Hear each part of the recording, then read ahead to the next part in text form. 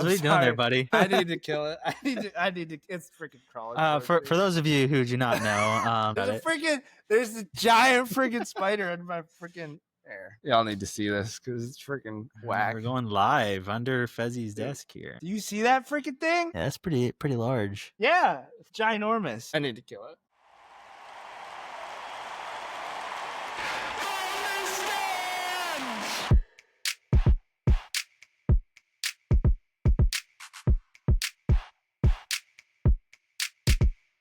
Welcome back, everybody, to another episode of the From the Stands podcast. We are back better than ever after almost a 2-week hiatus here once again. Just life getting in the way, as it usually does. We're pretty busy, even though it seems like we have nothing to talk about really every week when we get on here. Like, what's new with us? But this week we actually do have a little bit of something going on, but more on Fezzi's part than mine. But Fezzi boy, you had a little bit of an eventful weekend here this past couple of days, huh? Yeah. Hey, everybody. Good to see everybody back and tuning in. Yeah, I took a little trip I didn't quite go all the way to Atlanta, but I went to see a friend. We kind of split the distance and went to Commerce, Georgia, played a little golf, ate some tacos afterwards. So that was fun. My wife's out of town, which is similar to your situation. Your wife is currently out of town as well. But yeah, really, really busy trying to get the house in order before I leave tomorrow after work to go up to New York. Good 12-hour trip coming here soon. So not really looking forward to that, but it'll be good to be home to see the fam, finally see my wife and son after I think it's been like 9 days without them here. So definitely missing them. So, but yeah, what have you been doing? Solo 12-hour trips are not the vibe. I actually do have people coming with me. My sister and her friend are coming with me. So I won't be That's not bad. Totally alone, which is nice. But I was hoping to have my truck to take all the way up, but that is, we were talking off pod, that is currently in the shop. So we have to take my wife's little Volvo instead. So it'll be a little cramped, but that'll be all right. We hopefully won't run into any traffic or anything, which should be nice. But yeah, how you been with your little wifey out of town? So yeah. Joy is up in PA as well. It's kind of funny how both of our wives are out of town at the same time. But yeah, she's been out since Saturday morning. So had the weekend, and then yesterday and today as well. Just got a lot of things done around the house. Oh, nice. I went golfing as well last night. Dope. So that was fun. It was so hot. It was ridiculous, but so hot. It was whatever. But yeah, not too much else going on. Just getting lots of things done around the house, a lot of yard work, stuff to catch up on. So yeah, not too much going on in my neck of the woods. Nice. Yeah, dude, so much golf. Like I played with Brandon, and then the day after I played with our other friend Nathan at the course we usually go to. And when I get home, right when I get home on Thursday, because we're splitting the trip, we're going halfway tomorrow and then the rest of the way on Thursday. I'm playing golf with Jamie, like right when I get there for his birthday, because that's his birthday on Thursday. Nice. And then Saturday morning, I'm going with Brandon and his little brother. So much golf this week, dude. I am here for it. Yeah, it's the summer. You got to get all those tee times in for sure. So yeah. Sounds like a good week. Yeah. But speaking of friends, we do have a shout out. I haven't had a shout out in a while, but I was talking to an old friend that I used to play video games with a lot, but was playing some video games while the wife was out of town. Trevor, I know him through Brandon. I don't think I've ever actually met him in person, but we've talked a little bit. But he was just telling me how he likes watching the clips on Instagram and keeping up with the podcast that way, and he really enjoys it. So just wanted to shout him out. We really appreciate you. Even though you don't listen to the full form, probably won't even hear this, but we really appreciate him keeping up with the podcast in that way. But for sure.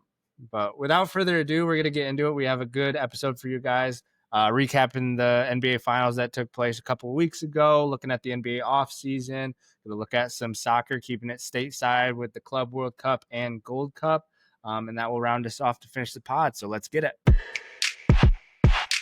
The NBA finals has come and gone, and it has ended finally with the Oklahoma City Thunder getting the dub in Game 7 of the NBA Finals. Very, very, very exciting stuff for me.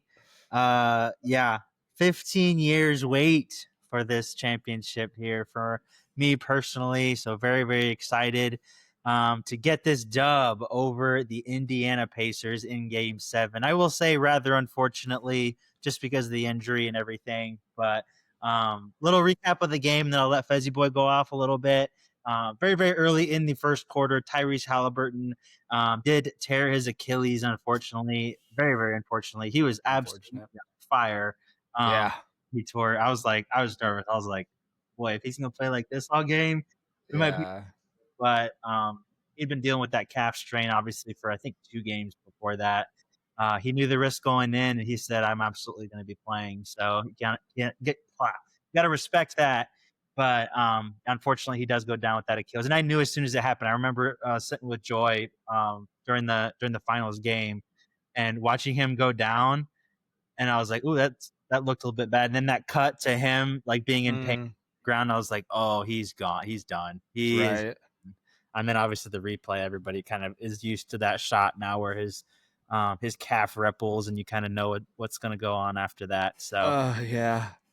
but yeah, it was super unfortunate for him to be going down super early. The Pacers kept it close throughout really the rest of the second and then most of the third quarter as well, with a couple role guys like TJ McConnell once again stepping up. He's just that gritty vet that you always like to see, on the court. I feel like they should have been using him a lot more in the series. That's kind of Hmm. they lost. I think it was game 2, I want to say, where they kind of subbed him out for most of the second half, ended up losing. SGA and Jalen Williams just doing things that they've been doing all season, kind of locking in, getting scoring when we need. Jay Will did have a little bit of a slow start to the game, but ultimately able to get the dub in this one and produce OKC their first ring. That third quarter run was kind of reminiscent of just what the OKC Thunder have been doing really all throughout the playoffs. Is just Hmm. get on these runs where points off turnovers, just kind of a landslide, where it's just 3, 4, 5 possessions in a row where it's just turnover and we're scoring off that. And before you know it's a 20-point deficit for the other team. So what do you got to Right. say here about OKC finally getting it done and knocking off the Pacers here in this Game 7? That was almost 2 weeks ago now. So Yeah, definitely. It was almost 2 weeks ago for sure. Again, the Halliburton injury, super, super unfortunate. Like you were saying, he was playing super well. I think he went like 3 for 4, like right in the first like few minutes three of for the three, I think. 3 for 3, like Something like that. 100%. Yeah, he was shooting really well. He seemed to be moving like all right. I didn't see anything that looked like like his calf was hampering him at all. But then he took that one drive, and like you knew as soon as he went down, and a lot of people thought like he was upset, like writhing in pain, but he was more upset like he knew like why like now in this moment, Game 7 Mhm. of the NBA Finals, like this has to happen. Yeah. Going Like into he it, had he survived on it on 2 games. Like he couldn't right. get through one more. Yeah, exactly, exactly. Crazy. Yeah, just super unfortunate for something like that to happen. And it's just like you just take a look around the league. Like, I mean, we have Jason Tatum. His Achilles injury. Damian Lillard. I think there's another one. Like just in the playoffs alone that happened, and a lot of people are screaming about like how many games they play and just all of that time adding up. So that's another debate for another day. But again, Yeah. like you said, Pacers kept it close. O'Connell was playing really well, even in the third quarter when you guys went on that run. He was kind of keeping the Pacers in it, but then on the other side, he was just like turning the ball over way, way too much as well. So he actually didn't even play the fourth quarter all that much because of that. But I think deservedly, you guys, OKC wins the NBA Finals, and I thought it was a great finals, even if the big time media didn't want to push it or anything. I thoroughly enjoyed it. Like the days in between when they were traveling or the days off, I was like, dude, there's nothing to do, like except look forward to the next game. But I thought it was super entertaining. The Pacers came in with like next to no chance to like even push this to like 6 games. Ended up getting it to 7, giving us a good series to watch. But OKC at the end was just a little too much. Yeah, yeah. I feel like it's obviously I'm a Thunder fan, but I feel like it was deserved. I mean, we were the best team literally from the first game Mhm. all the way to the last. We had the best regular season record. We went on a crazy run at the beginning of the season. I think we got to like don't quote me on this, 14 or 15 and 0 at one point. So we started off really, really strong. So I Mm, just felt like we were the most complete team, right. offensively and defensively. And I think it paid off with a ring here. And I feel like when you're like, I've literally been a fan since the franchise moved to Oklahoma City, and I feel like Hmm. a lot of people aren't necessarily with a franchise for their whole existence. So just like being there for through every single like player and trade and everything, that I feel like is just there's a feeling of vindication, I guess, for me, like being there through the Russ, Harden, and KD days, and then like moving Right. from them over, the next few years, and then having like Paul George and Carmelo Anthony and like Chris Paul, and then the trade with trading Paul George away to the Clippers and getting SGA, and like going through like 20-win seasons and everything. You're really, kind of with the team through ups and downs from where to where you when you do win a championship. Yeah, it feels really good, especially for a team, that doesn't win like on a constant basis like Right. the franchises. But you kind of threw this in here here at the end in the doc, but finals a little bit underwhelming on purpose. You mentioned the media a little bit earlier, just them maybe not hyping it up and giving it its due justice, I guess, as far as coverage and everything, and how they were treating it, maybe because they didn't have but they wanted to be in the finals. But yeah, I guess I'll just kind of leave it up to you and kind of what you meant by that. Yeah, I mean, like right after the finals, I was like, obviously, like you do, you hop on Instagram to see what everybody's posting and stuff, and everyone was talking about like how the hats literally looked like super outdated. There was nothing special about the hats. They look I cheap. noticed, during like the trophy ceremony that like the confetti that was falling right when they won or when they lifted the trophy, like usually it is like there's so much confetti you can barely like see through the confetti that's coming down, but it Yeah. was like just like the confetti just literally rained down on the stage itself, like it wasn't all over the court like it usually is. It could just be people saying stuff, so then I'm like noticing things, but I don't know, like I kind of was complaining about the entire series, like, and up to this point, like there was two small markets, all the big media outlets, all the big talk shows like Get Up and First Take and Colin Coward and all that, like they just weren't talking about it. They were talking about like all this, like they would rather talk about how Aaron Rodgers hadn't signed with the Steelers at that point instead of talking about the freaking NBA Finals, a giant Oh, sport in America. In its like they talked about the NHL more than the NBA Finals at this point. And I was just like, probably. what are you like? It annoyed me personally because I was just like that's just like like right when the Pacers beat the Knicks to get into the NBA Finals, all they wanted to talk about was Tom Thibodeau isn't the coach, or what do the Knicks have to do. Like, I get it, it's a big market, people care about it, there's more people, but like let's celebrate the two teams that are in the NBA Finals. And like we were just talking about, I thought it was a great series. Like, yeah, sure, Hmm. everybody wants to see the heavyweights, like watching the Lakers and LeBron play Golden State and Steph, or what, or like KD and LeBron going head to head. But like, I don't know, this was like good team, pure basketball.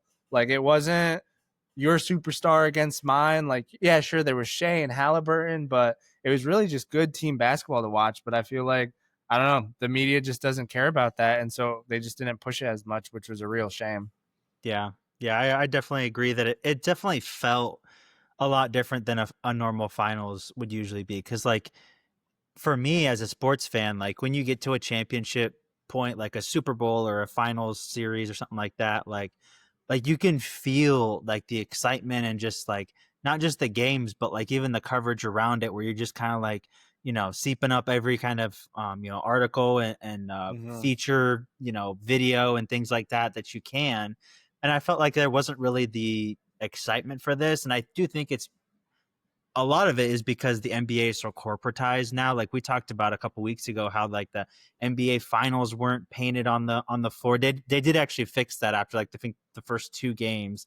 They Right. finally painted it on the court. The Yeah. NBA is kind of like, fine, here you go. Here's your Yeah. final stickers or whatever. But damage is done by then. But Right. yeah, just yeah, like even the ESPN coverage I thought was lackluster. And of course it's gonna be because it's ESPN and their talking heads are idiotic for the most part. But yeah, just the coverage, the level of excitement, between there's 2 days between games, and just the Mm, lack of coverage that it was getting, and like it had all of the ingredients too, like two right. great crowds. Like the Thunder crowd is known as one of the best in the NBA, because that's all we have there as far as professional teams is the Thunder. And then Indiana, like when you think of basketball, you think Indiana. So they have a great crowd. Two young stars, SGA, who everybody was willing to crown as the next one. He got an MVP, albeit illegitimately in my opinion, even though I'm a Thunder fan. He's the MVP. He's carried his team throughout the playoffs. He's one of the very few players ever to now have a scoring title, an Hmm. MVP, and a championship and a Finals MVP all in the same season. So you have all the ingredients of it being a great series, and in my opinion, it was a great series. I mean, 7 games, we haven't had that since I want to say Cavs Warriors. Mm. So if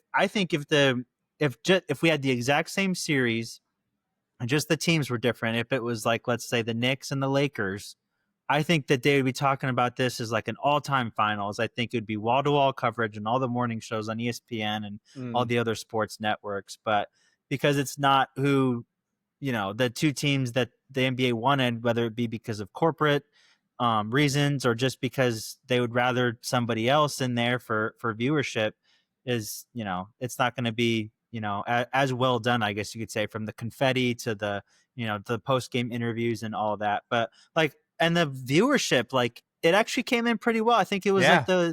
the game 7 at least was like one of the most watched. I think it had 17 million views and it peaked at like 20 at one point. So, Right. which is like up there for one of the top game 7s or the top series that we've had in a long time. So the fans came to watch, even though if you're watching ESPN, everybody that they were talking about wouldn't really have said so. So Right. No, and that's just the thing. Like I would watch a game and I'd be like, "Oh my gosh, like such a close game," or like game 6 when like the Pacers came out and they were just like they punched you guys in the mouth and like it was such a good game because it's like we're going to a game 7, which doesn't happen that often.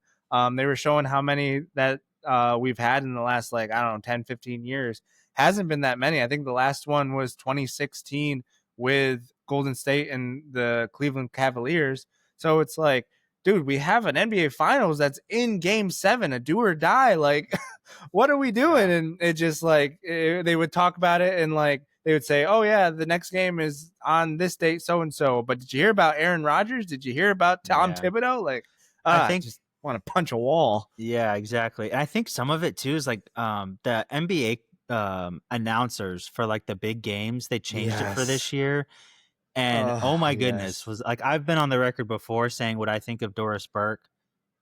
Terrible, bro. Like, I feel like most people online in NBA spheres agree that she's just an They awful do. announcer. They And do. same with Richard Jefferson, bro. Like, he's just Yeah. not up It's to, not and like, it. I didn't love Jeff Van Gundy and Mark Jackson because they would go off rabbit trails like Mm, so hard and get way off. I'm just like, what are we doing here?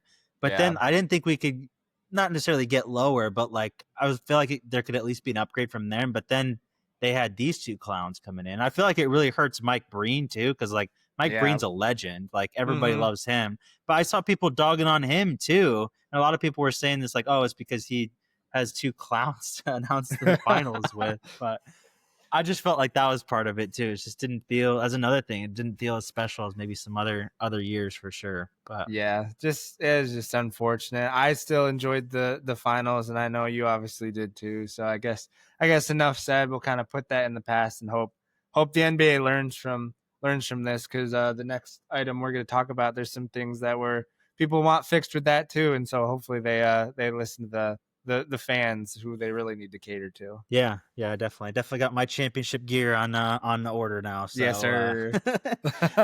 but yeah, as you alluded to, we'll move on to the NBA offseason now. That was another thing I'll just say really, really quickly.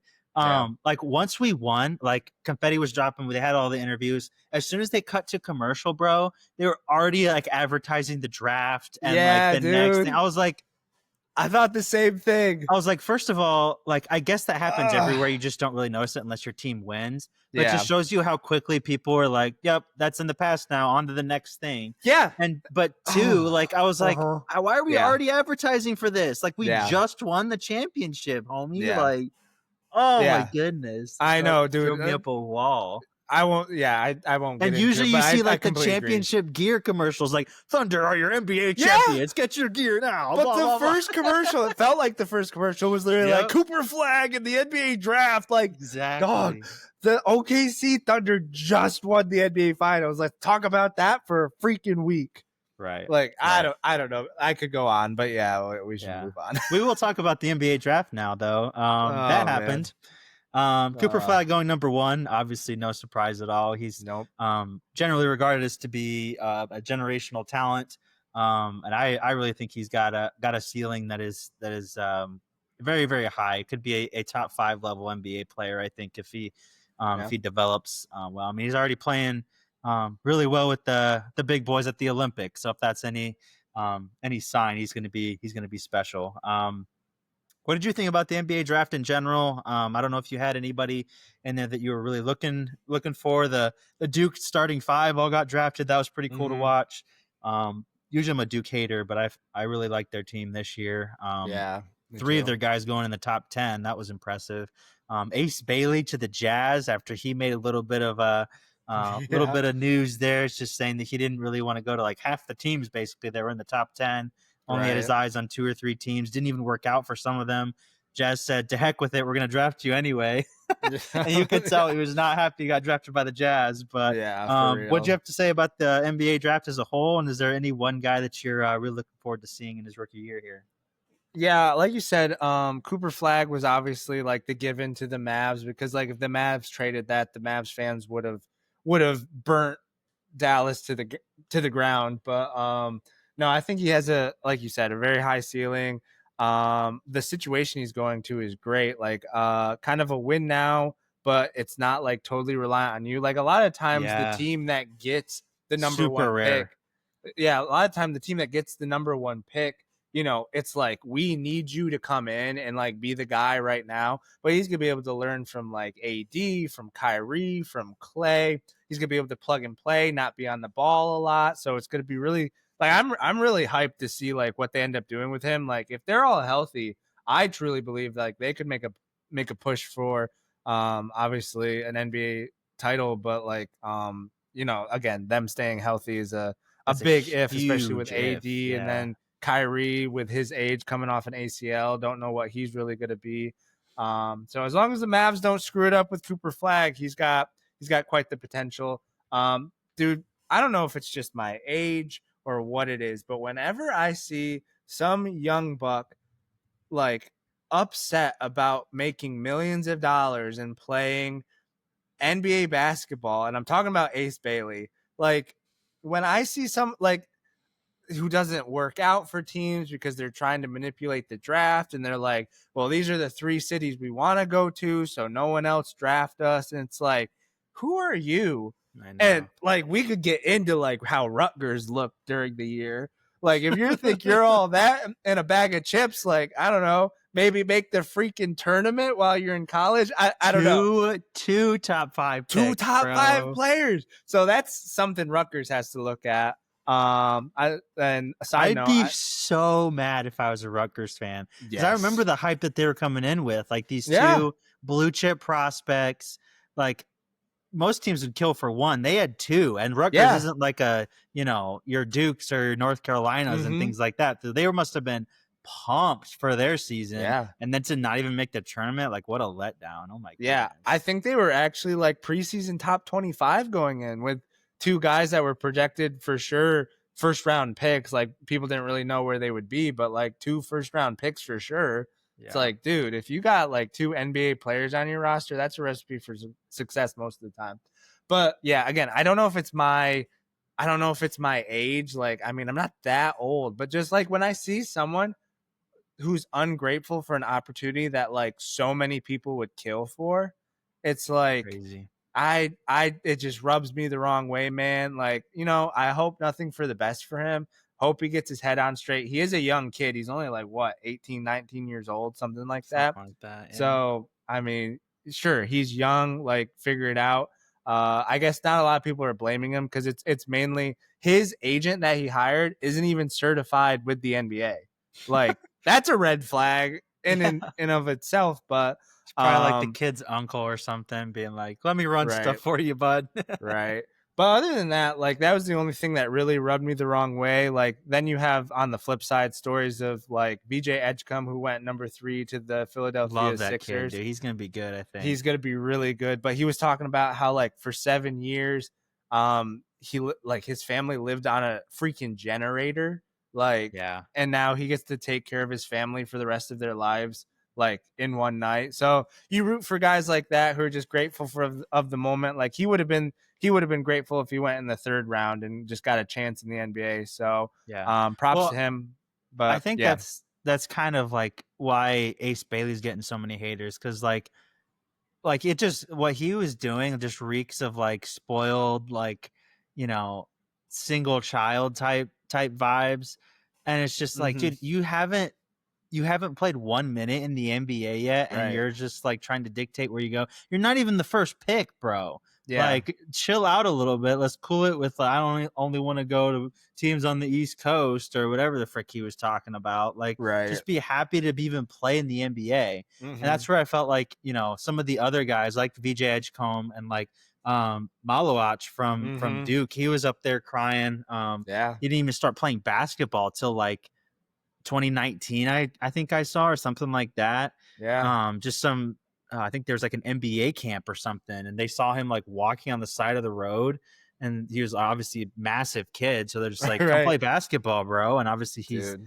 he realizes the dream, and he's up there crying and everything. And then you guys Mm-hmm. got guys like Danny Wolf, who he wasn't crying Yeah. himself necessarily, but his brother was like Yeah. bawling his eyes out. Like, you just see Uh-huh. stuff like that, and it's just like the realization of a dream. And you got kids like Ace Bailey, who, like, if I were to put my money on like it was going to be a bust, it might be him, just because I don't know. Right. There's a lot more things that come with that, except Yeah. like just the spoiled mentality, not really want to work. Like, I don't know, we'll see. Like, even like in the days after, like he didn't go with the other Jazz draft pick to Utah at the same time. Like, he Yeah. Walter Clayton. showed up Yeah. late. Yeah, Walter Clayton from Florida. Yeah, that was another big pick. But yeah, just I don't know. I hated that, but excited for the other guys there. I For do love sure. the couple guys that the Thunder got. They got I didn't really know who they were, beforehand, obviously, but I did a couple some research into them afterward. Thomas Sorber and, get this name, Brooks Barnhizer. Like, that's a Barnhizer. baller name. Like, Yeah. he's gonna be a baller. Just Hey. like guys that fit in perfectly with our system. Like, Right. 3-and-D guys, hustlers. Like, Yeah. this Brooks Barnhizer guy, just this white boy who gets up He's and from down the court. He can Northwestern, shoot. right? Yep. Yeah. Hustler, bro. Like, yeah, never takes a playoff. So I think those guys are gonna Yeah. fit in Yeah. perfectly. But I would just trust your front office because they've just shown that they know what the heck they're Exactly. doing. Like, even if you don't know their names, you're like, you know what? In 3 years, they're gonna be putting in minutes for us, and we're gonna be winning an NBA championship because of them. Like, right. know, Yeah, they were so- making moves like right after I think the day after we made a trade, like some like 14th, 15th guy in the roster to like the Wizards, and then released him. So like they're Mhm. looking at every single roster, so as all teams are, but they had to make some room for these other guys that we drafted, I think. But Right, for sure. since we're on the Thunder, before we kind of go into some of the other off-season moves, I got a couple draftees in here and everything. But the Thunder signed SGA to the richest contract ever in the last 24 hours or so, $71 million a year. Mind-boggling, bro. How wild is that? Oh my gosh. But yeah, that's insane. Like, again, I just said it while you were talking, but well deserved.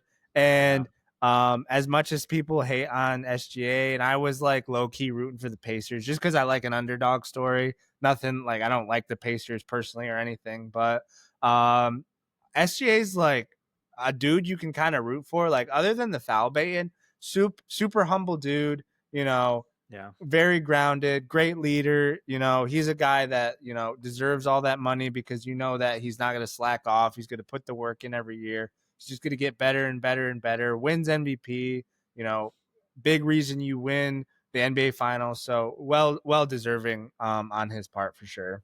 Yeah, yeah, 4-year, $285 million supermax. And Super I max was reading is an right. article a little bit earlier. The only other person that would have even been eligible for that this year, Luka Doncic, if he stayed on the Mavericks, they would have been able to offer him the exact same deal. But since they traded him, they're not able to offer him quite the same over there in LA. So I just thought that was an interesting Tough. caveat. But moving on to the other offseason moves, we got several teams to kind of run through here. Biggest news of the last week or so is KD signing with the Wild. Houston Rockets. Insane. The Houston Rockets are getting rid of Jalen Green, Dylan Brooks, only one first rounder, which is kind of surprising, and then 5 second-round picks here. So KD, once again, forcing his way out of a struggling team and going to a contender. Let's see if he runs that team like he's run the last 3 he's been on. But what's your Maybe. initial reaction here? KD on the 2-seeded Rockets. I Very think this young was Rockets team. very young, which I think is why he fits. And this obviously, I don't think will end up going like the Phoenix Suns because they have a better coaching situation, better ownership group with a vision that they know what they're doing. Like Matt Ishbia with the Phoenix Suns is just like, I'm going to just buy Dumpster everybody and fire, just bro. like, it's so bad. I don't know what Phoenix is doing. They did a pretty good job drafting players. They Obviously, did. Malawach went to Phoenix Suns, which was They huge. have They definitely needed Mark that. Williams now from the Hornets. He's Mark decent. Williams, yeah, and stuff like that. But I think it's going to be a great fit. A lot of young guys that can put in minutes.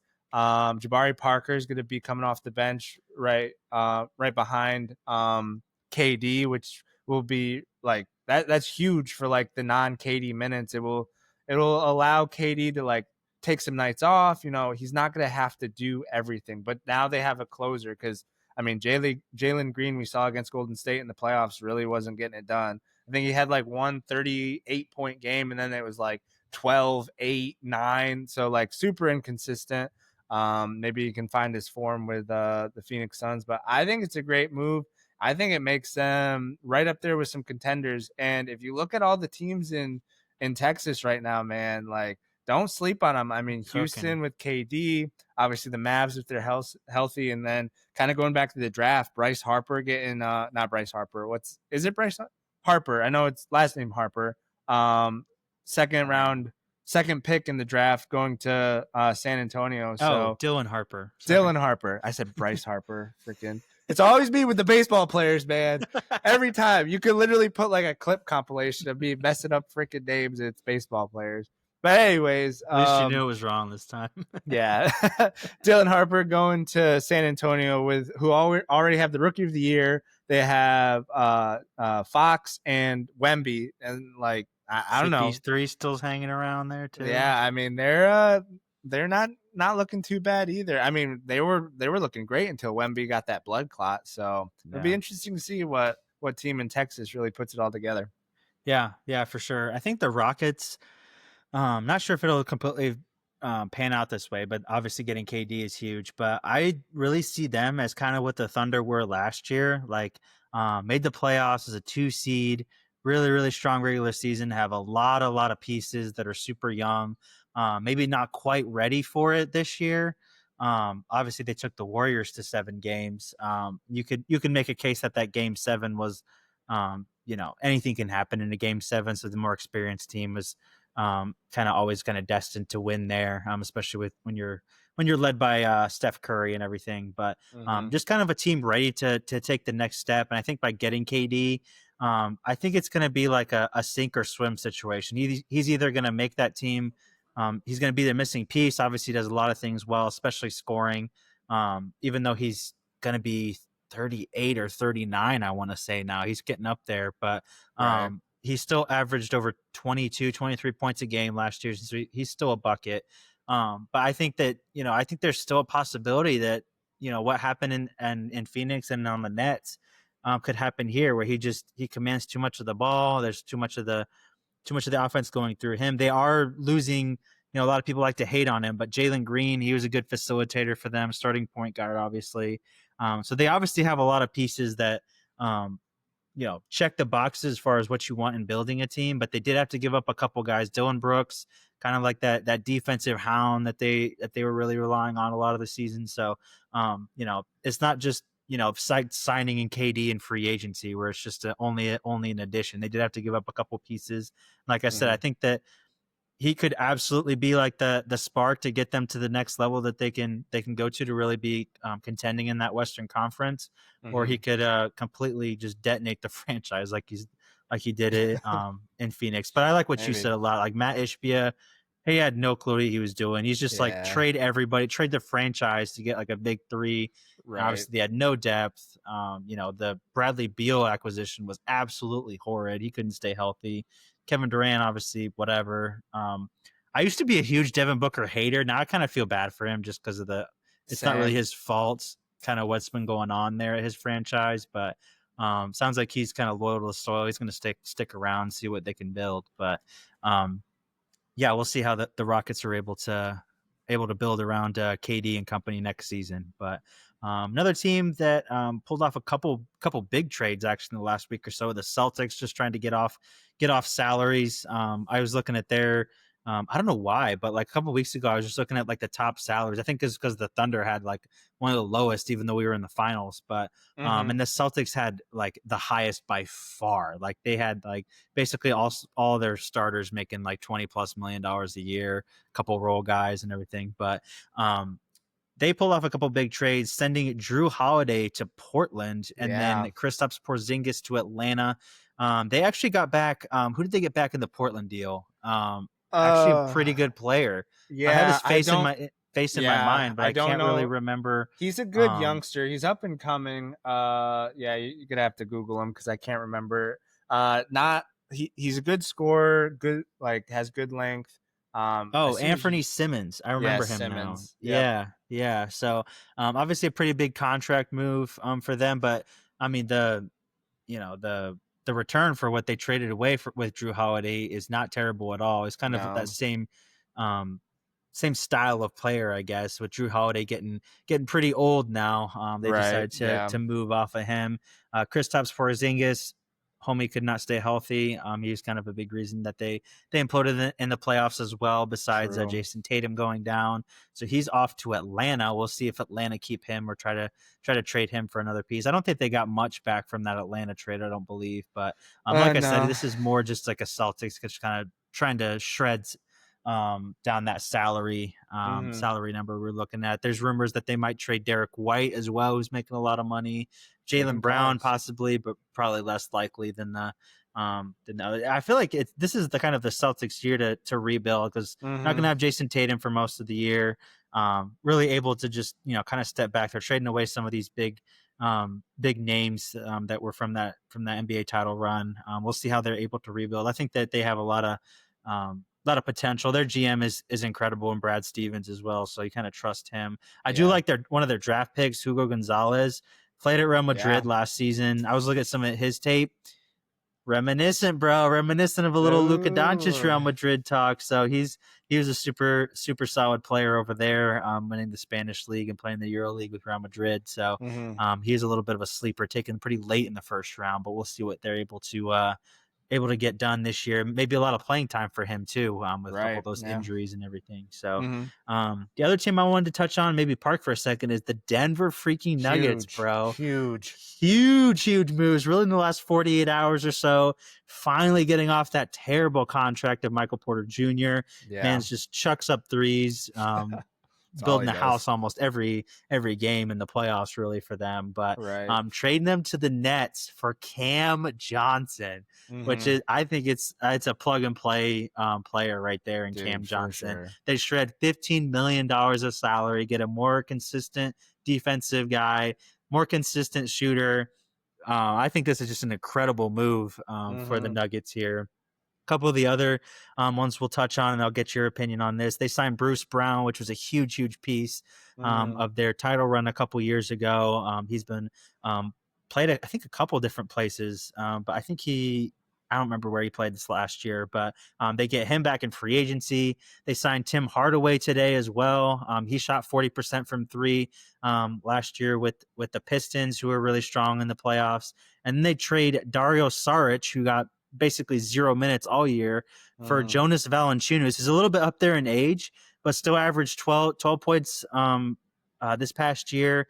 And again, like I was kind of saying off pod, he doesn't need to do a lot. He just needs to fill those non-Jokic minutes with something a little bit more than zero, which is what they basically got last year. So I'm looking at the Nuggets right now. I feel like if they won that game 7 against us, they probably would have gone to the finals, maybe even won it against that Pacers squad. So Yeah. even in a quote unquote down year for the Nuggets, they still put together an extremely impressive season. I think that these moves here, nothing but up for the Nuggets here, which I think is scary for Nikola Jokic, 3-time MVP over there. So what do you got to say about Denver here coming in clutch with their new GM making some big moves? I was gonna say their new GM is doing wonders right now because, like you just alluded to, took the reigning NBA Finals champions to 7 games, and one could make the argument that the reason they lost that game is because Aaron Gordon was literally on one Yeah, leg. fair enough. Michael Porter Jr. again wasn't healthy. Literally after that series was saying like, yeah, I probably needed like props to him for playing through it. Yeah, But he at the played with same a big time, old bandage on his yeah, but like arm at for the most same of the time, they're playoffs. like he needed surgery on his shoulder, but he didn't like. But the reason that they both had to play through injuries is because they had nobody. Yeah, Like, and that was really like the lack of depth for the Denver Nuggets is what really was their downfall, especially in that series against a super deep OKC team who's just like tenacious on the defensive end. Like that's gonna wear anybody out. But I mean, yeah, again, like if they beat them in that game 7, I see them like who's stopping them? Who's maybe. stopping them? Yeah. But you I know, we'll think I never think know. they would have made short work of the Timberwolves.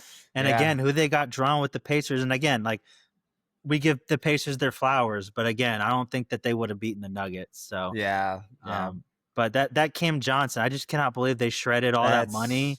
That's And Cam such Johnson, good deal.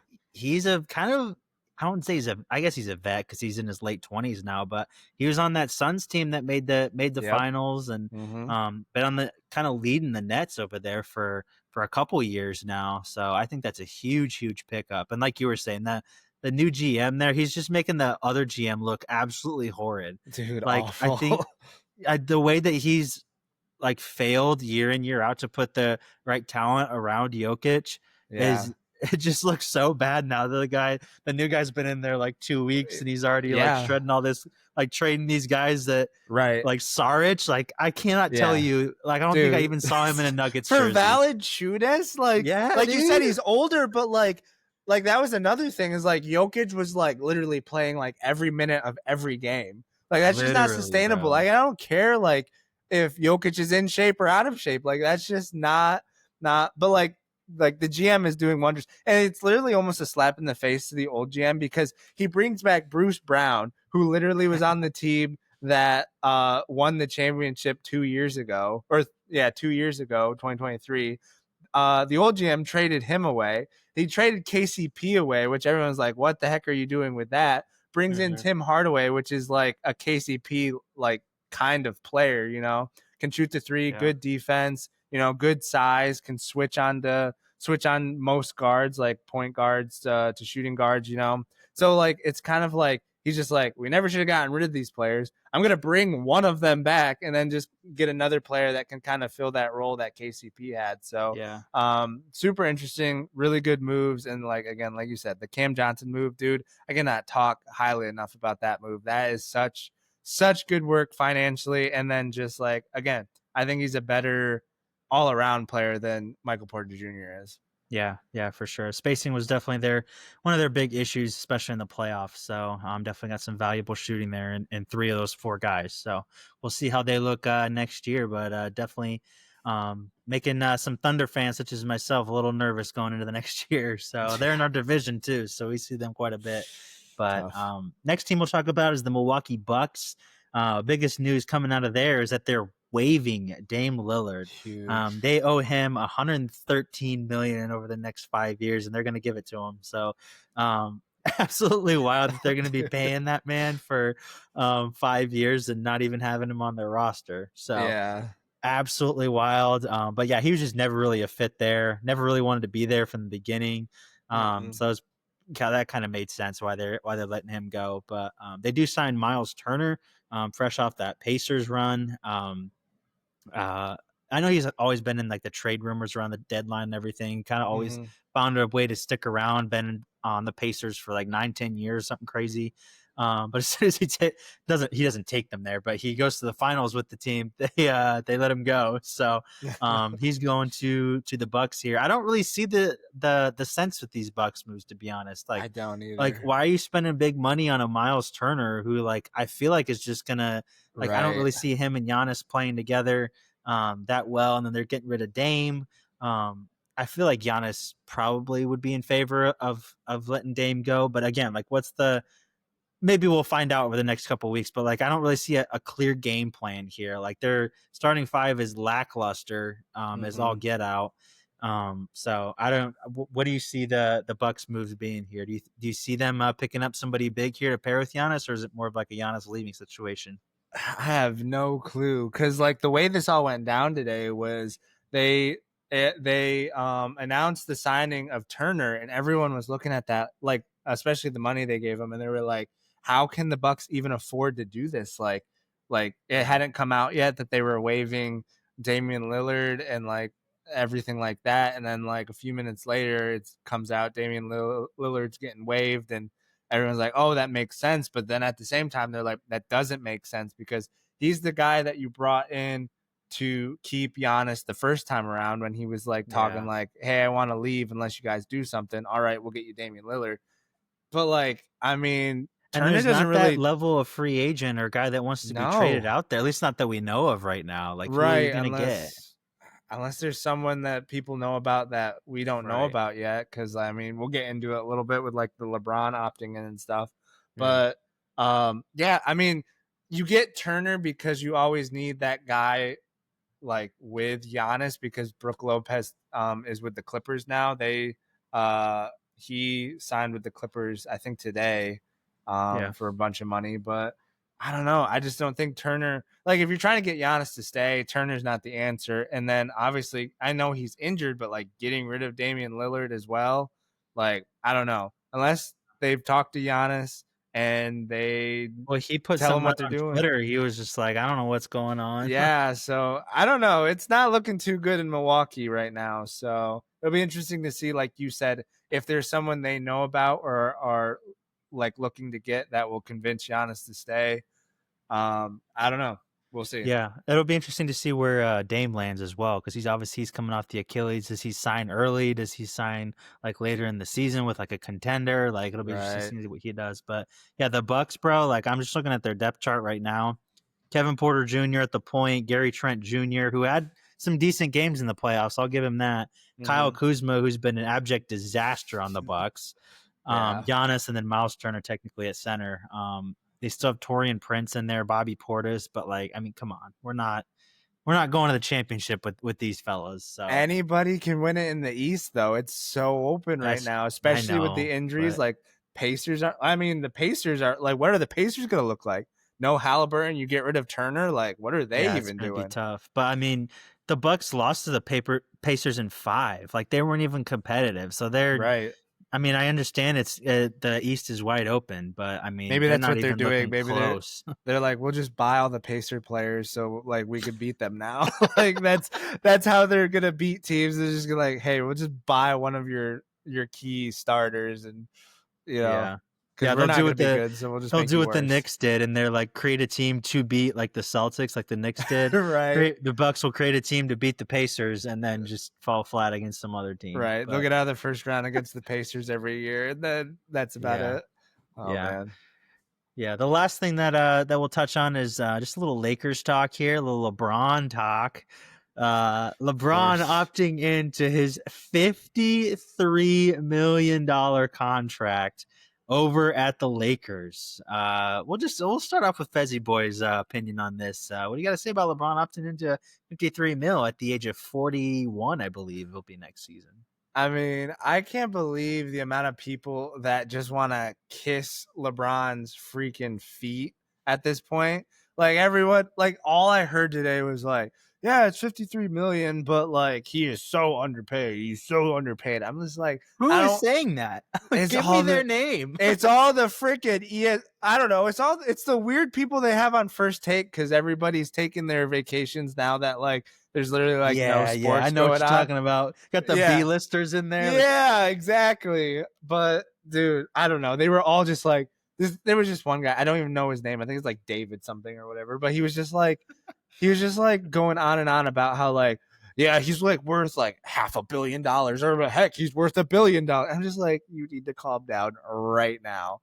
You need to calm down. But what I found interesting was this is actually the first time LeBron's ever opted into a contract. He usually decides to just not opt in and then like re-sign with a better contract or whatever.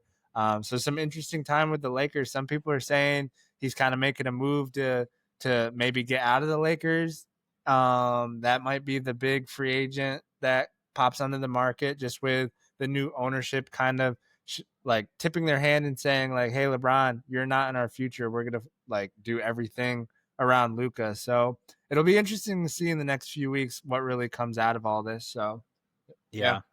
I think it's absolutely pathetic for LeBron to opt into this contract. I mean, $53 million a year for a 41-year-old Yeah. is Looney Tunes, bro. I don't Like, care how good he is.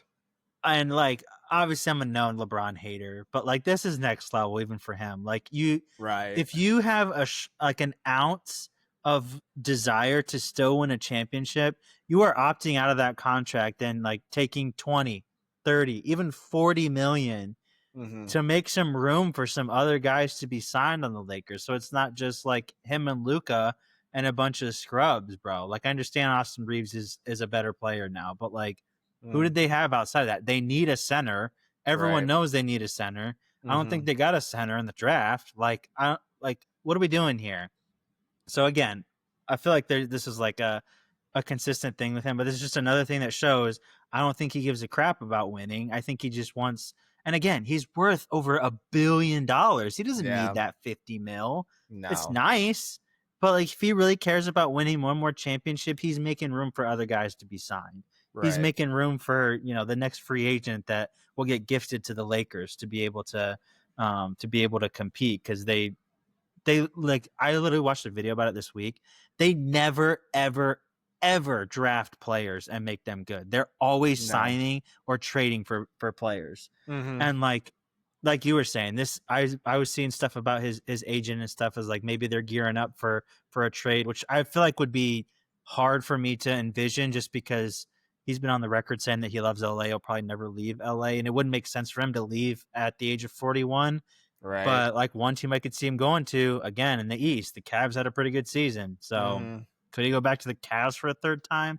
Maybe. Like, there's a couple spots maybe out there that people can envision him at. But like, if I was the Lakers, I'd be trying like anything to get off his contract. I would trade him in a heartbeat. Obviously, it's comes with a lot more complications, but if you trade him and try to build a lot sooner around Luka before you lose Luka in the process too, because Right. he Yeah. hasn't necessarily, said that he is absolutely in love with the Lakers organization. So, Mm-hmm.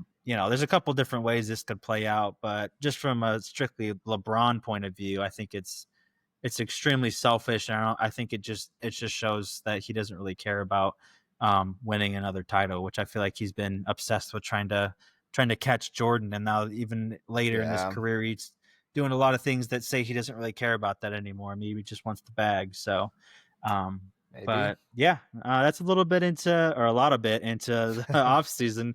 Literally just had the NBA finals. We got all this jazz to recap, but it is an exciting part of the season. The only thing that sucks about this though is like, we're literally at the farthest point from the season starting that we'll ever Mm-hmm. be in when all this stuff is going down. So Right. definitely got a long way to kind of wait until some of this will come to light as far as them getting on the court. But still a couple moves, I guess, to be made in the next couple weeks or so. Probably some big moves coming down the pike, but we'll cover those when they come. But yeah, that's that'll finally wrap up the NBA portion of the podcast. Thunder are champions, I will say once again. Great feeling for me and all the OKC Thunder fans out there. And yeah, without further ado, we'll get into a little world football coming up in just a moment. Keeping it stateside for a little football talk. As you said on the last pod, got a couple pretty big tournaments going on right now. The Gold Cup and the Club World Cup, both happening stateside, as I said. Still going through the attendance issues that we talked about last time, but we're going to start off with the Gold Cup.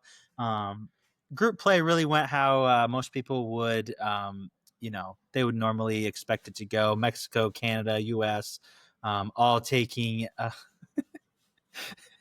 Fez, what are you doing there, buddy? I need to kill it. I need to. It's freaking crawling. For those of you who do not know, Stallone here. Do you want me to just cut it? There's a giant freaking spider in my freaking hair. Y'all need to see this because it's freaking whack. We're going live under Fezzy's desk here. Do you see that freaking thing? Yeah, that's pretty large. Yeah, the freaking thing's ginormous. All right, I need to kill it. Should we just cut? Alrighty, now that Fez is taking care of a spider situation in his garage, we'll keep it stateside for a little world football talk. As we mentioned on the last episode, we have a couple big tournaments happening in the United States right now. CONCACAF Gold Cup is going on, basically our version of the Euros, but North America and a couple Caribbean teams. And then we also have the Club World Cup, first ever edition of that tournament, at least in its current format, being played stateside once more. So we'll start off with the Gold Cup.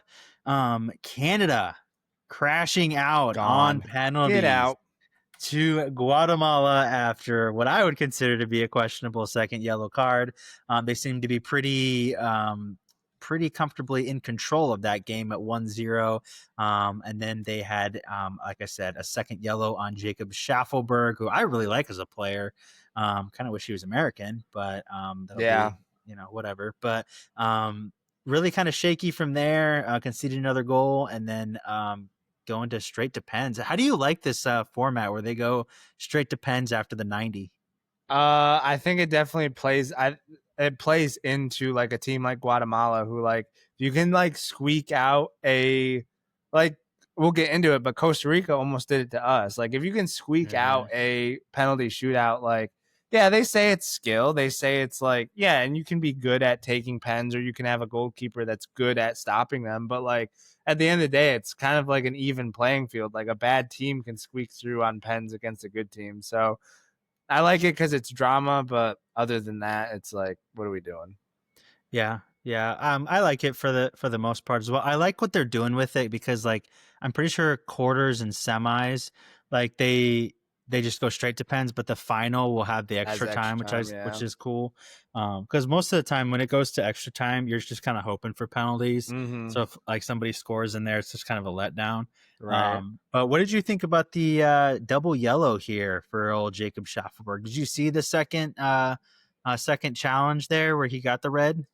I didn't know. Okay. I did see that they went down to 10 men, so I didn't see what was happening. But the refereeing has been a little in question at this Gold Cup for sure. Just like, for sure. I mean, it's CONCACAF sanctioned refs, so it's like we're not exactly getting the best in the world here, but we need a little better than what we've been seeing the past few games in the tournament for sure. Yeah, I'd say so. I could see where he would give a second yellow there, but I felt like magnitude of the game, he's trying to avoid, and this won't make sense for those of you who don't see it, but basically there's like a long ball. Schaffelberg's trying to run it down, doesn't get there in time. The guy clears it, and he ends up taking him out. But you can see he's just kind of like trying to avoid him. Homeboy knows that he has a yellow card already. Embellishes the contact, goes down, and then, it's a second yellow, see you later kind of situation.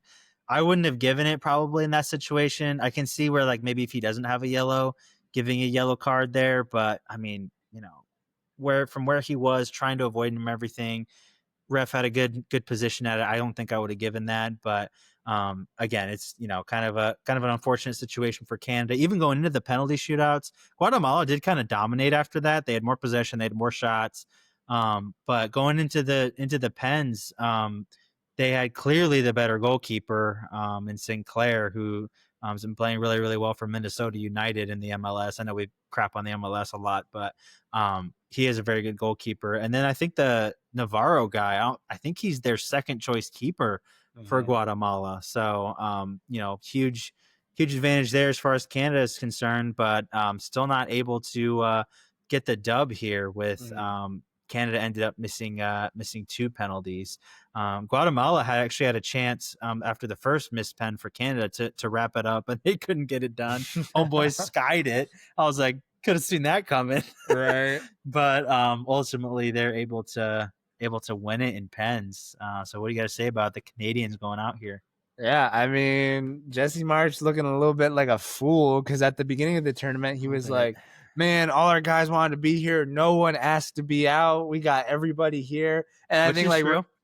yeah, but like literally after the game, he had these comments where he was saying, well, this wasn't our full strength squad. So like, Oh, really? I didn't yeah, even see he said that. that. He was like, we have to keep that in Interesting. consideration. I'm not What, making bro? excuses. Come Props to on. Guatemala. And I'm just like, bro, this is the age of the internet. You can't be saying stuff like that. And then Right. like, oh Yeah, my word. But exactly. yeah, a little bit of a no, not a little bit. A lot of an upset. Obviously, the red card didn't help Huge anything. upset. I really respect what They're Jesse saying Marsh. this is one of the biggest upsets in the history of CONCACAF Gold Cup, I actually. So mean, Guatemala versus a Canada team that, I'm I mean, saying, made bro. the World Cup, has world class players that play on big teams. Like, I mean, yeah, for sure. So I really like what Jesse's doing with the national team for sure. Again, we're super jealous that he didn't take the freaking USA men's national team. But that's whatever, and he obviously doesn't seem like he wants to take it, even if we offered it again. But yeah, just a wild result. I didn't watch the whole game. I saw some clips and stuff like that, but yeah, wild result for sure. Yeah, yeah. I watched a good bit of this game just because it was Canada. I knew they were one of the favorites, but yeah, I mean they looked very in control before that red card, and after that they looked very much not in control. Yeah, So, and I mean I get the red card and everything, but still, bro, like you're I mean, you should be able to kind of close up shop and just kind of get a gritty 1-0, 2-0, 2-1 kind of situation over a Guatemala side. Like, come on, yeah. bro. Mm-hmm. So, as much as I like Jesse Marsh, I'm actually a big fan of Jesse Marsh, and I do like what he's doing over there with the Canadian national team. Huge missed opportunity here, as I Yeah. think the Canadian team, like I understand U.S. and Mexico are still there, but they had the most, at least on paper, the most complete team, the most guys that you would consider to be first team Canadian national team players Mm-hmm. in their squad. So huge missed opportunity for them. But Right. Guatemala going to the semis for the first time since I think the '60s. I want to say when Probably. they actually have been champions of the Gold Cup back in the '67. I want to say or something like that. That So, makes sense. Yeah. but yeah, they haven't been. I think the most they got in this group stage or quarterfinals since then. But big props to them, obviously. I forget if it was them or Honduras that got smacked like 6-0. I think it was Honduras because it was Canada, wasn't it? That Yeah, I think you're right. dismantled them. Yeah, it was Yeah. Honduras. Mm-hmm. It was Honduras. Okay. Yep. But yeah, big props to Guatemala, Canada. I mean, obviously good for the United States, obviously, but I would have Right. wanted a United States Canada Yeah, that would have been or awesome. something like that in the I would love final. to see A it. little Yeah. bit more than that, but yeah, Guatemala moving on. Going up to the U.S. game, also going to Pens here against a Costa Rica side, which is a little bit of a, I guess, flash in the pan, I guess you could say. Costa Rica did have a pretty impressive tournament overall, getting this far, but they go to Pens as well against the United States here, and we squeak past with a Matt Freeze masterclass here, Yeah. saving 3 pens in the shootout and Hmm. helping the U.S. get to the semifinals here. What do you guys say about the U.S. performance overall? Yeah, I mean, if we had our full strength squad, obviously, one, it probably wouldn't be this close. But two, I can't be as harsh because, like, I really appreciate the fight from all these guys that are playing, like Sebastian Berhalter, Diego Luna, Chris Richards. I just, I know we like you and I hate on the MLS because obviously it's an inferior league, but like when it comes to like the players that we get for our national team from the MLS, they definitely have that grit and fight that you want to see from the other guys. And they have it because they play in the MLS. So, like, playing for the U.S. men's national team is like a step up for them. Where I feel like for the European guys, it's like, oh yeah, we get to play for our national team. Of course we get to because we're this great and we play in Europe and all that. So I definitely really appreciate the mentality of this group. Obviously our lack of talent really showed. I mean, we should be beating Costa Rica, and we were leading 2-1. Malik Tillman, who's been playing really well, missed a penalty, like a really, really bad miss on a penalty. I mean, not super bad, but you got to put that away, which would have Yeah, he did what make up for it in the shootout, but he did make up for it in the shootout.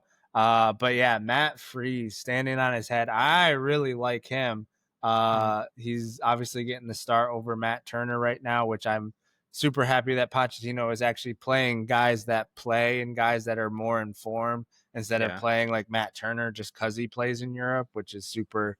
I think that's good from our coach for sure. But Matt Turner doesn't even really play. I think that's the main issue right now. yeah, He's I he's think he trying played. He was playing. He won the FA Cup for Crystal Palace just because like they would play their the second string backup guys. keeper. Yeah, Yeah, exactly. At Crystal Palace, he was linked to someone. I can't remember who.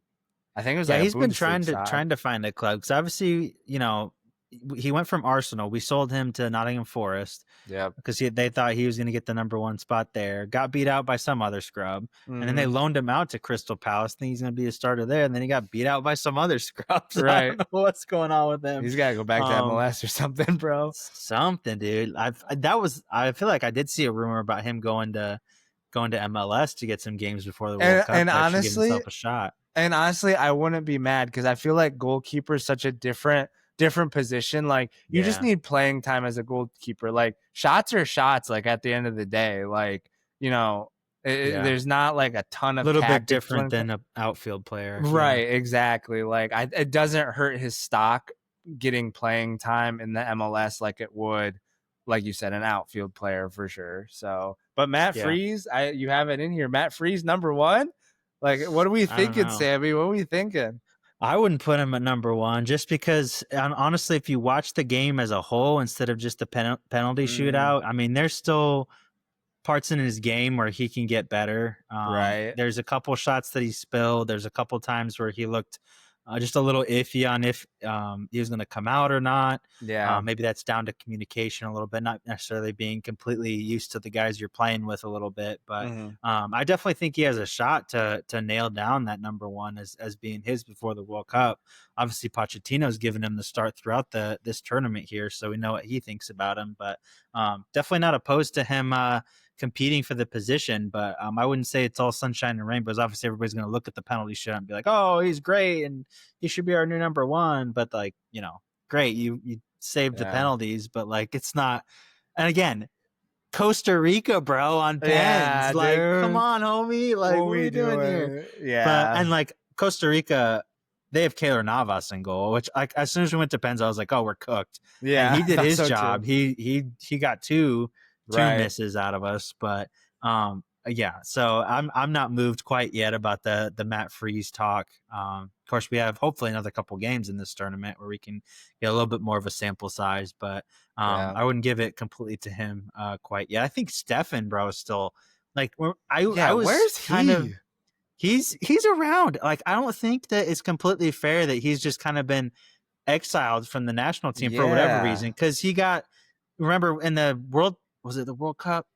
Yeah, it was the World Cup where he got left off the He got squad left out. entirely because Berhalter didn't want Matt Turner to feel like he had competition, which was Yeah. absolutely That's such a ridiculous. snowflake reason to leave someone like, hey, we don't want to create no like problems, but you are the second best goalkeeper, maybe even the first. So we're just gonna Yeah, leave and you before home. that, he was our starter, and then he struggled a little bit, and then Matt Turner, and then he got left out of the World Cup. And like, I know he's stateside now, but he's a regular starter for the Colorado Rapids. Yeah. From what I am gathering, putting up pretty good numbers and everything. So the fact that he's not really been called back, I think, is kind of whack. But yeah, him, Matt Turner, and Freeze, I think should battle it out. Yeah. In my opinion, but Yeah, like keep yeah, we'll Freeze see. as like a PK specialist because I was seeing some things that like he actually like did like study like I think he's from Harvard. Like he's a super smart Yeah, dude, yeah, he and he is. did like a study on like PK and free kick taking and stuff like that. And And so like you could keep him as like a PK specialist if we needed him or something. bro, if that's the case too, like there's a spot for that. Like I don't remember the guy's name right now, but in the 2014 World Cup, Netherlands against I can't remember who they were playing, but they subbed in a guy like 2 minutes before the penalties, and I think they did that twice in that tournament, Yeah, and they won both penalty shootouts because he was a PK specialist. That's like right. that was his thing. So there's a spot for that as well, but yeah, I'm not ready to give it to him quite yet. We'll see how that game against who do we play? Honduras, I think, in the semis. Kind of ratchets out there, but hopefully he continues to do well, and we continue to do well as a team as well. But again, not thrilled that we're squeaking past the Costa Rica side, but Yeah, dude. results are results, I What are guess. we But doing? moving on to the other side of the bracket, again, Mexico, zero trouble as they stay perfect in this tournament here. Mexico just really, I've actually watched a little bit of this game too, just because I feel like it's the quarterfinals. I wanted to watch a little bit more than I had been throughout the Gold Cup. Mm-hmm. But I feel like they don't play like super well. They just get results, which obviously there's something to be said about that as well. But just kind of churning out victories here. Obviously undefeated in the group stage, and then just a pretty comfortable 2-0 against Saudi Arabia here. What do you have to say about Mexico? Just kind of churning through. They absolutely dominated Saudi Arabia, 14-1 on shots. Saudi Arabia didn't have a shot on target. 39% possession for Saudi Arabia, so we're just really on the struggle bus here as Mexico dominates and gets a well-deserved victory going into the semis. Yeah, they definitely needed this because for a while there, Mexico was a huge dumpster fire. They were like Yeah. firing and hiring coaches. They didn't know which players to call in, and Not they even got getting to those finals against us. That's how we yeah, rattled like off like Gold Cups and Nations Leagues and crap right, exactly. So I think with our C CONCACAF squad. I think CONCACAF and us in general does better when like Canada and Mexico are playing well. Like, and Absolutely. so that's kind of my takeaway from it. Like, yeah, you don't like we root against Mexico. We want to beat them. They're our biggest rivals. But like, the healthy competition that is in CONCACAF is coming from Canada and Mexico. And if that's not there, then we're really not getting pushed by anybody, especially with no World Cup qualifying. We're gonna need games. So with Canada out, it's looking like we'll probably end up playing Mexico if we can get past Honduras. So that'll be a good final, especially with them playing well. And it'll be a good test for a lot of these players that, haven't been in huge games. Like, that's a huge game. Like a Gold Yeah. Cup against Mexico, like, and they're not looking like scrubs. That'll be a good test to see which players kind of like solidify themselves as like on the fringe of like the actual team that will take to the World Cup. And it will be a good test for Pochettino against a good side, for sure. So it'll be interesting to see. Hopefully, we end up with Mexico in the final against us. But as we saw with Guatemala and Canada, anything can happen, especially when PKs. You go straight to PKs after a tie. Yeah, yeah, definitely. Yeah, it is good to see Mexico back. Obviously, not just for the rivalry against the US, but like even in World Cups, even when I was really young, like 10, 14, 18, like Mm-hmm. Mexico is never like one of the favorites, but they're just like really, really tough out. Probably will get out of their group, maybe like Mm-hmm. around a 16, but like never an easy win. Just a team that you can kind of gloss over. Just a Right. kind of always had a knack for getting results, and they've always had really good players too. Yeah, dude. Just The really Chicharito solid. days. Yeah, dude, Chicharito, Giovanni Dos Santos, I remember. Yeah, Rafa Marquez going way back when he's way back. Barca legend. Yeah, dude. So they've had some really good players. They don't really quite have that caliber right now. They have a Yeah, couple of no. players that are kind of sprinkled around the prem and things like that. But again, just a team that can kind of crank out results, which is good to see that they're back. Because like even though like I was like, yeah, great, we're winning Gold Cups and nations leagues with our B team and stuff, but like the reason we were doing that is because Mexico would crash out early against some Right. Caribbean side, and we were beating like you know Haiti and like those other Yeah. teams in the finals, and I'm like, what are we doing? So Right. Yeah. but yeah, Yeah. it is good to see them back. I did actually make a mistake a little bit earlier. They're facing Honduras and we're facing Okay. Guatemala, but Gotchas. yeah, so we'll see if Mexico can get past Honduras. They are overwhelming favorites as we are against Guatemala. That'll bring us to the last quarterfinal here. I did not see this game, but Honduras upsetting Panama on penalties. 3 of the 4 Yeah. quarterfinal games going to penalties. Kind of cool. Little stat there, but I didn't watch either one of these teams all tournament really. I do know that Panama apparently had some pretty good juju going on. They had just a good solid all around team, and we're hoping to make some noise in this year's Gold Cup, but unfortunately not to be. Very similar again as the Canadians, and going out to pens against a much more inferior side, at least on paper, in Honduras. But again, give Honduras their props. First semifinals and who knows how long. So for them as well. So we'll be facing off against Guatemala in St. Louis tomorrow, and then Mexico Honduras will be in California somewhere, I think. And what do you think about Houston hosting the final year for the Gold Cup? You think that's a good move, or do you want like a MetLife or a SoFi or something like that? Yeah, I don't know. That's a little odd for sure. It would be cool to be in a bigger stadium, but like again, I don't know if the attendance would really fill It up is the in the stadium like NFL. that. It's in the Texans stadium. Oh, is So it? Okay, yeah, gotchas. so it's Yeah, I don't pretty know. large. How's the attendance been for the Gold Cup? I've just been seeing things Mm. about It's the Club it World Cup, but like it's been better with the knockout stages. A lot of like okay. the some of the other countries' fans have been showing up a little bit. Like the US Costa Rica was a little bit better, but still not what you would want for like a host nation type vibe. Right.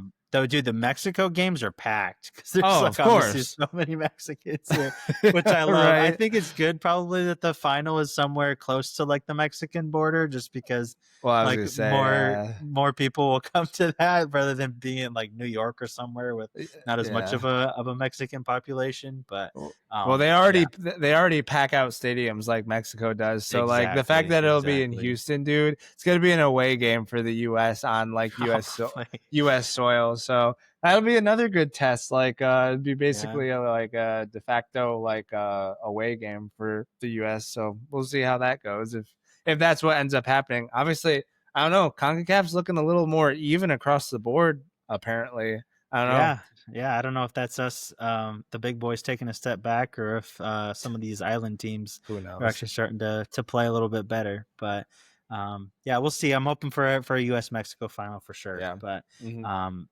moving on to the other tournament that's going on, the Club World Cup. Not gonna lie, I've not seen basically any of the Club World Cup except for maybe one or It's two of the on games that that we're gonna. stupid network, bro. DAZN, The bro, zone DAZN. and like I actually signed up for it the other day and I was just like, dude, this like the commentators on that we were talking Oh, about I bet, dude. earlier in the podcast, we were talking about freaking ESPN commentators, dude. Oh my gosh, I could barely watch the PSG Inter game, dude. I was like, this guy learned about soccer yesterday and he's trying to talk. Oh my.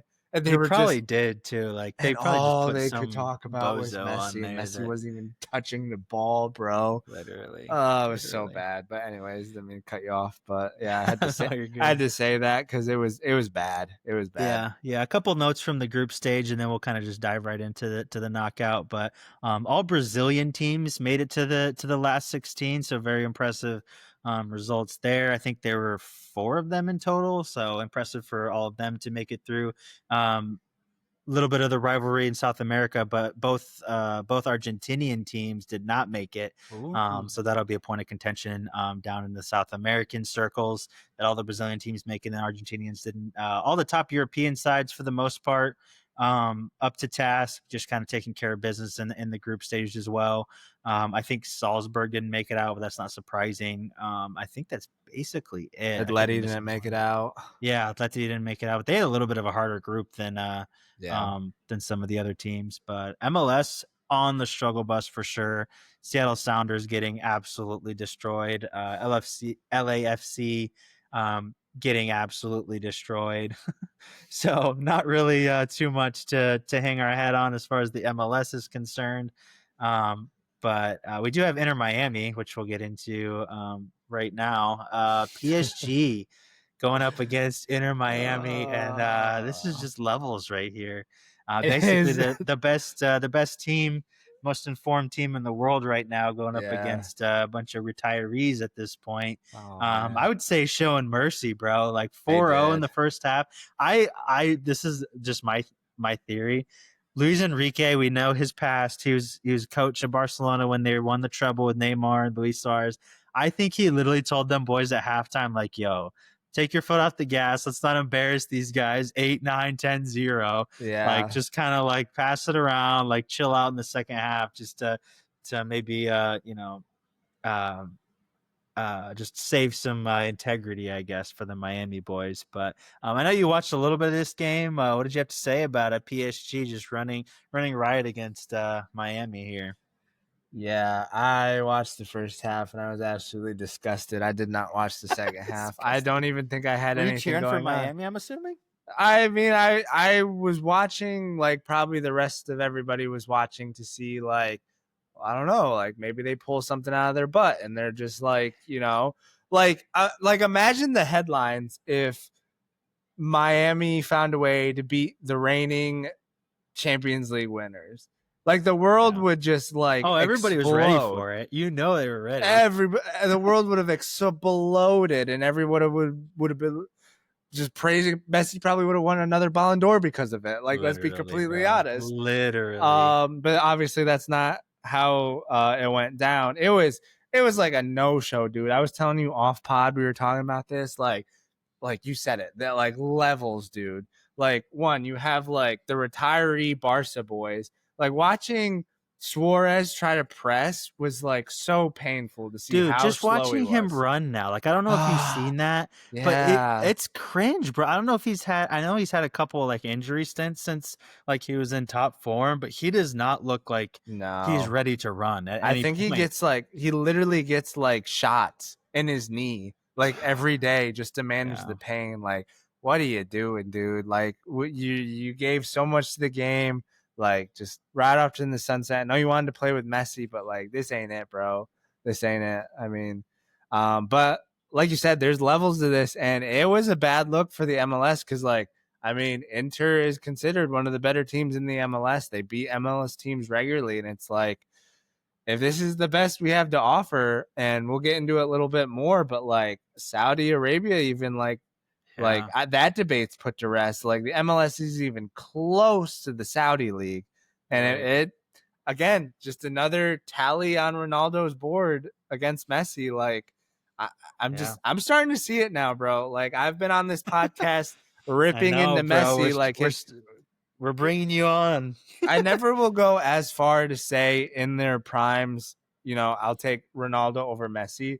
But if I had to say like ending their careers more gracefully, Ronaldo's doing that way better than Messi is at this point, and he's playing in a better league and still being serviceable. Yeah. And I mean, winning the freaking Nations League with Portugal and being a factor in that, and then Messi can't even get on the ball in a Club World Cup game. Like, what are we Yeah. doing? What are we doing? Yeah, exactly. I mean, I think you said it really well. I like that word gracefully too. Like just the twilights of their career, obviously still him going up against a Spain team who's like, one of the best or is the best in the world as far as a lot of people are concerned, most Mm-hmm. informed, we'll say, and still showing out. And then like a lot of quotes have been coming up about him saying that the Saudi league could rival some European leagues. I'm not sure if I would go quite that far, but like, you're kind of seeing where he's coming from for sure. Mm-hmm. And I think since you bring up the Ronaldo Messi debate, the last thing I'll say about it is like a lot of people when they compare, they'll compare like what Messi's doing currently versus what Ronaldo's doing currently. Mm-hmm. And like if you compare like Messi, I think is 37 or 38 right now. Like Ronaldo's 2 or 3 years older than he is, but like Ronaldo is in the Premier League, like bagging goals for and hat tricks for United when he was 37, not in the Right. MLS. Yeah. And obviously the last couple of years he's been in Saudi, but like Messi, he went to PSG, didn't really work out there. Now he's in MLS way earlier than Ronaldo even is, and he's still playing Yeah. at a worse level than Ronaldo is currently. But Mm-hmm. yeah, this game in particular, like it was just like I mean, both of us have said like levels to the nth degree here. Like one of the most informed teams, or the most informed team in the world right now, going up against the best, quote unquote, best that MLS has to offer in Miami, and just I would say even just like showing mercy in the second half. I said this off pod to you, but like Sergio Busquets, for example, like when he turned that ball over in his own third, like you'd never really see that before, and I feel like that's some of that like comfortability of it playing in the MLS, where like Mm-hmm. you're not really gonna get a guy that's pressing super hard and be able to win the ball back in that position where he just like gave it away and the boom was like a goal. Right. I just I understand it works in the MLS, but like getting all these old Barca boys, like it doesn't even work in the MLS because like they won the Supporters Shield, but then they crashed out in the playoffs. But like Right. these like 35-plus-year-old players, like how is that? Like I understand it sells jerseys, but how I don't know. Like Suarez is on one leg up there. Jordi Mm-hmm. Alba is like that one, bro. I don't know if you remember the goal, but the one where he got absolutely torched on that Yeah. outside run. I Yep. was like, bro, that's man, like get him, sub him out. And then Busquets, we just talked about him. I just don't understand like the desire to get all these old like Mastrano's the coach, like Mm-hmm. it's just whatever. It's just kind of just fueling the retirement homes, and obviously it's because of Messi. Like if I was Messi, I'd just be like, to heck with these old Barca guys. They're super old. Get me some real players that kind of can play there. Right. Yeah.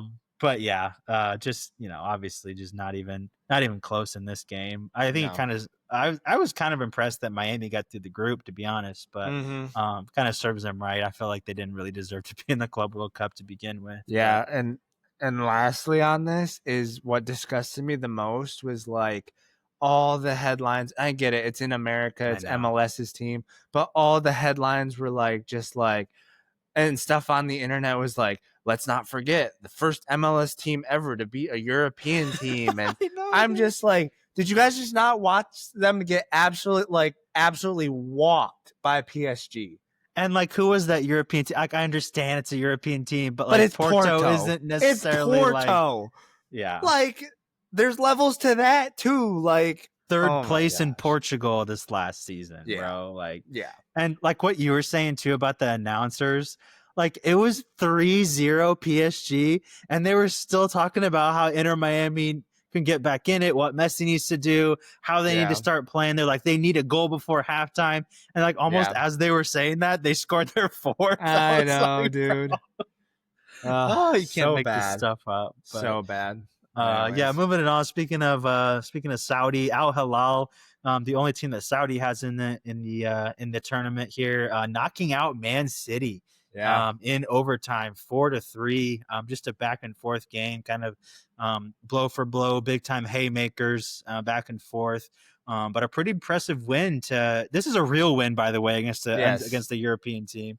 Not what we're claiming, but Hilal, like I said at the beginning of this tournament, they basically almost at every position, there's guys that you would at least like recognize the name or like being like, oh yeah, I remember when he played at so and so team. So they're not a team to scoff at all. And obviously they showed their quality by knocking out Man City to book their spot in the quarterfinals. So very impressive stuff as far as they're concerned.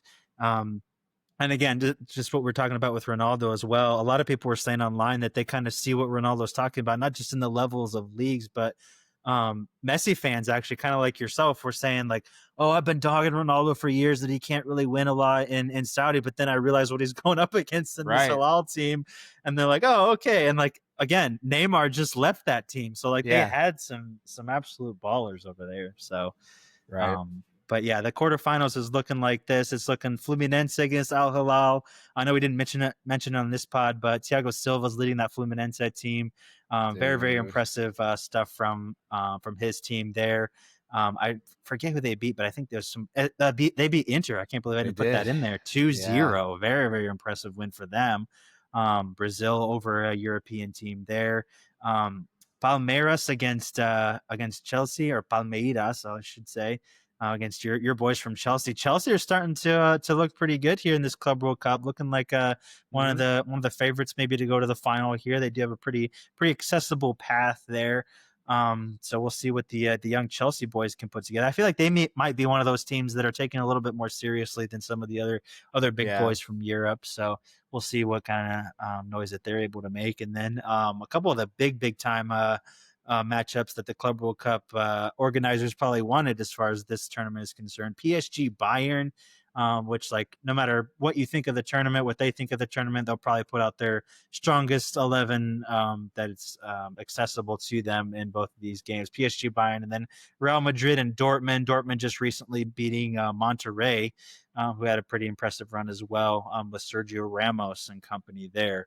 But what do you got to say about this quarterfinal slate here? Obviously, your boys from Chelsea, pretty winnable game there against Palmeiras, and then the big time games, PSG Bayern and Madrid Dortmund. Madrid Dortmund, a little rematch from the final a Little couple years rematch. ago. Yeah, no, these are great games. I like you kind of said and alluded to with Chelsea, like these are all the teams that are taking it seriously. Like obviously there's some of the bigger teams that, weren't playing like full squads, had players out, this, that, and the other. But now that we're down to the quarters, I mean, everyone's playing to win. And if you kind of just look at it, like I feel like PSG's playing, they're super young, so like they got energy for days Yeah. and they just want to continue that continuity, but also like I mean we just won the Champions League, let's go out and like actually like put a showing into like the Club World Cup, which some people do put stock into the Club World Cup. It's not everything, but like Hmm. you are playing against like some big clubs, as we see, like PSG, Bayern, Real Madrid. Bayern, obviously, playing a good, like a lot of their starters, a good full squad for them. Real Madrid coming off of that, like, very unfortunate season this past year. So probably trying to end the season on a little bit of a high note, playing some of these bigger teams. Dortmund always like pushing for silverware as well. Al Hmm. Hilal trying to show that Saudi is actually like a team and a league that, is comparable to maybe like a lower European. Like where would you rank them? That's a good question to kind of dive into as we end the pod. Like, obviously MLS is like should be at the bottom of like all rankings at this point, but but just like looking at like Saudi, because I think right after and again, this is another thing that kind of disgusted me, but I kind of agreed with. Right after Inter lost to PSG, they were just like making so many excuses and saying like MLS needs to get rid of the cap so we can just like buy players like Saudi's doing. And obviously, it's kind of working for Saudi, so maybe they got a little something, that's Yeah, not but we don't have too. the money of We Saudi. we don't. So, but the cap is something that people have talked about a lot, like and the limit on international players. Like I think if Inter were to get a not like a Neymar, they would have to get rid of one of their other like I don't know international players or something Yeah. like that. There's a cap on that or something. I do think that there's way too many American, I guess, organizational limits that Mm-hmm. are put on the MLS that I don't think should be there. Like, I think they should get rid of the cap. I think they Mm-hmm. should get rid of the designated player.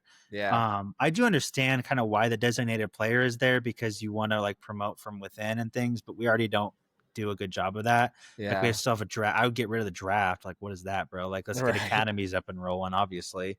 Yep. So as many things as we can kind of eliminate from, like, because they just don't work in soccer. Like, it's kind of been No. proven that it doesn't work.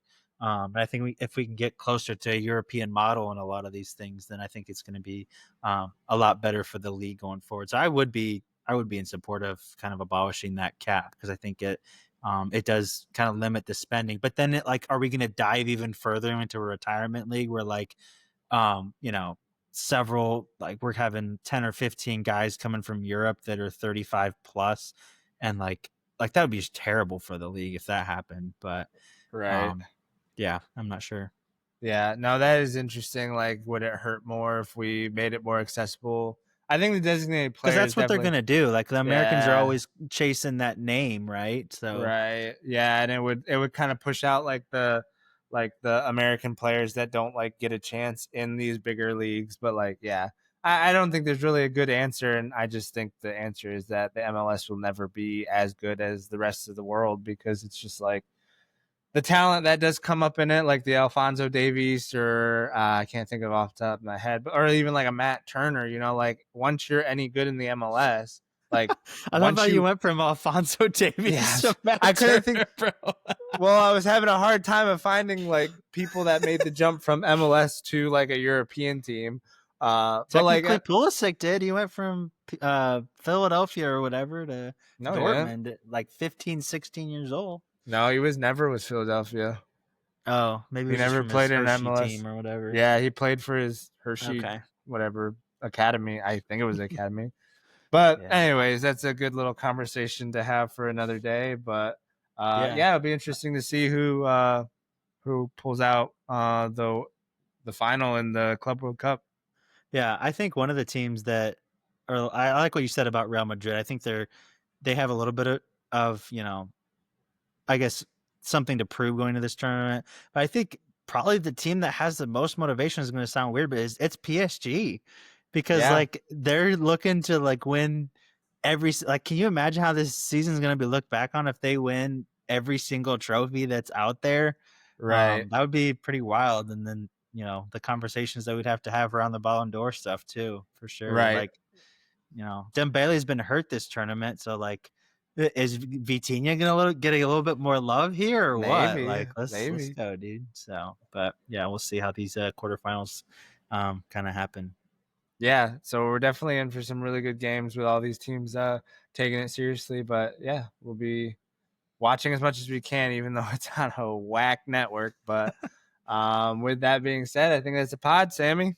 That is a pod. All right. We appreciate you guys sticking with us, tuning in this week. Not sure if we'll have one at the end of this week. I will be out of town, so it'll be a little hard to get us together. Not sure if Sammy will put one together or whatnot.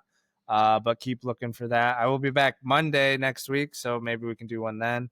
But with that being said, hope you guys will check us out on Apple Podcasts, Spotify, YouTube. Like and subscribe, follow, rate. That would really help us out a lot. And we will catch you guys on the next one. All right. Peace. Peace.